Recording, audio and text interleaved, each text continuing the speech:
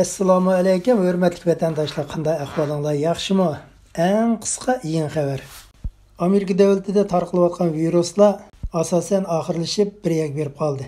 Va shuning bilan birlikda Amerika armiyasi jiddiy urush tayyorlik ishlarini boshlab etdi.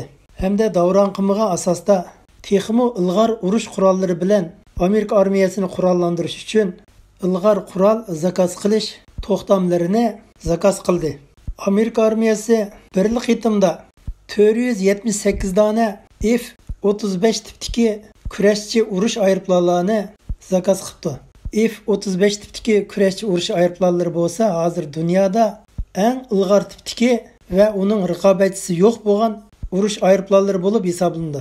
10 minglagan Amerika ishchilari 3 isminiga bo'linib, bu zakaz qilingan aeroplanlarni yasab bitirish uchun jiddiy shaklda ishni boshlab etgan. Bu demak, hozir Amerika armiyasi urush tayyorligini qilayotgan gap. Buningdan biz shuni ko'rib olamizki, Amerika armiyasi bilan Xitoy xalq ozodlik armiyasi o'rtasida bir urush portlash oldida turibdi. Amerika armiyasi necha yuz va necha ming aeroplan bilan faqat ikkili davlat bilan urush ochdi. U bo'lsa Rossiya va Xitoy davlati. Hozirgi vaziyat qaraganda Amerika davlati Rossiya bilan emas, Xitoy davlati bilan urush bosqichiga yetib keldi. Rossiya davlati bo'lsa, bag'an siri uzluksiz keyniga chekinib, iqtisodiy jihatda eng nachar holatga tushib qoldi. Hozir Rossiyaning 1 yillik umumiy milliy daromadi Xitoyning Guangdong o'lkasidanmi keyinda qolgan gap. Bunda aytganda Rossiya mayli qaysi tarafdan bo'lsin, cho'kish bosqichida turibdi.